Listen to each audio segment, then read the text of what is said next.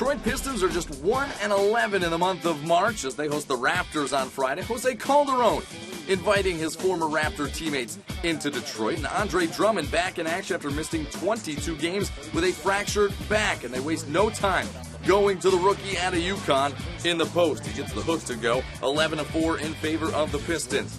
Jose Calderon, 8.7 assists against his former mates. Knocks down a 3-ball there off the feed from Greg Monroe.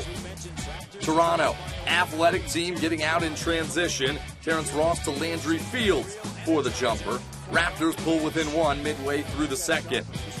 Back to Detroit and Drummond. Kyle Singler on the drive, dumps it off to Drummond for the slam. Drummond, an impressive ball game in his return. 17 points on 8 of 10 shooting. And Kyle Lowry for the Raptors. Down by 1. Finds Jonas Valanciunas. The 18-footer is good. He had a double-double with 14 points and 13 rebounds. Raptors on top by a point. Rudy Gay finding Amir Johnson, who was questionable with a leg contusion suffered in Wednesday's game. Comes in, gets 20 points and 8 rebounds. Raptors by 1 at halftime. They continue to pour it on in the third quarter. Rudy Gay working the handle on Singler, pulling up on the baseline. A 23-5 spurt for Toronto in the first 8 minutes of the second half. DeMar DeRozan with the slam. Toronto outscores Detroit 36-15 in the third quarter.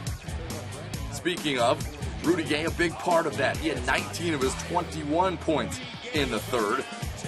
And he tied for team high honors with DeRozan.